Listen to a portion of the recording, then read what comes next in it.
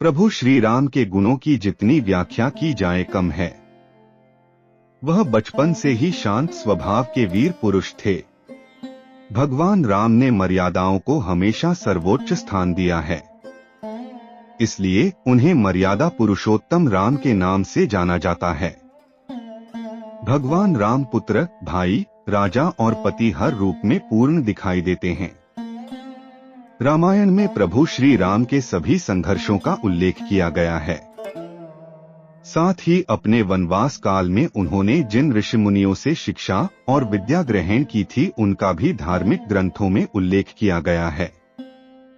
लेकिन कुछ कहानियां ऐसी भी हैं जिनका जिक्र ग्रंथों व पुस्तकों में कम किया गया है, लेकिन उन कहानियों से परिचित रहना सभी के लिए जरूरी है।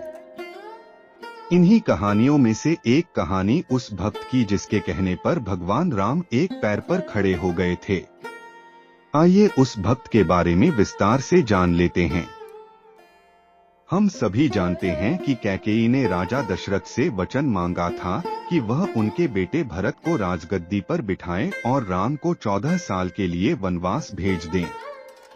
जब भगवान राम माता सीता और लक्ष्मण के साथ वन गमन के लिए जा रहे थे तब उनकी मुलाकात केवट से हुई। माना जाता है कि केवट का संबंध भोई वंश से था और वह मल्लाह नदी में नाव चलाकर अपनी जीविका अर्जित करने वाला व्यक्ति का काम किया करता था। वनवास के दौरान केवट ने भगवान राम, माता सीता और लक्ष्मण को नाव में बिठाकर गंगा पार करवाई थी। भगवान राम ने गंगा पार करने के लिए केवट को पुकारते हुए कहा कि निषाद राज तनिक नाव को किनारे लाएं, पार जाना है। हालांकि केवट नाव को नहीं लाता और राम जी के सामने एक शर्त रख देता है। केवट कहता है कि मैंने आपका मर्म समझ लिया है।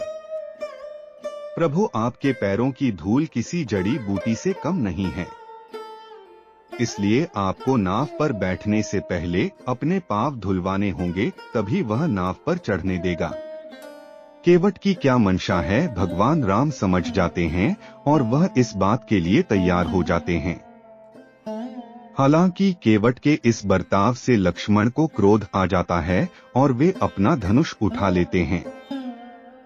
इस बात पर तब केवट कहता है कि मार दे प्रभु, इससे बड़ा सौभाग्य क्या होगा मेरे सामने भगवान राम, माता सीता और गंगा का तट, इससे अच्छी मृत्यु मेरे लिए हो ही नहीं सकती है। इससे तो मेरा उद्धार हो जाएगा। केवट की ये बात सुनकर लक्ष्मण का क्रोध शांत हो जाता है। इस दौरान भगवान राम मुस्कुराते हैं और कहते हैं, केवट आओ मेरे पैर धो लो। इतना सुनकर केवट की प्रसन्नता का कोई ठिकाना नहीं रहता है। वह दौड़कर पैर धोने के लिए कटोरा लेकर आता है। इसके बाद वह कटोरा लाता है और वह प्रभु श्री राम का एक पैर धोता है। वहीं दूसरा पैर मिट्टी में लिपट जाता है। इस दृश्य को देख केवट बहुत दुखी होता है। केवट का ये दुख देख प्रभु श्री राम एक पैर पर खड़े हो जाते हैं। एक पैर पर खड़े होने से प्रभु राम की परेशानी देख केवट कहता है कि मेरे प्रभु, आप कब तक ऐसे एक पैर पर खड़े रहेंगे? मैं जब तक आपके चरण धोता हूँ, आप मेरे सिर का सहारा ले लीजिए। ये बात सुनने के बाद प्रभु राम ने केवट के सिर पर हाथ रख दिया, जिसके बाद आसमान से देवों ने पुष्प वर्षा की। भगवान राम के चरण धोने के बाद केवट ने चरणामृत परिजनों और बंधुजनों को पिलाया और बाद में वह भगवान को पार ले गया। आगे जाकर जब उतराई देने का समय आया तो केवट ने प्रभु राम से उतराई लेने से मना कर दिया। उसने कहा कि प्रभु, मुझे भवसागर पार करा दें। ये वीडियो लोक मान्यताओं पर आधारित है।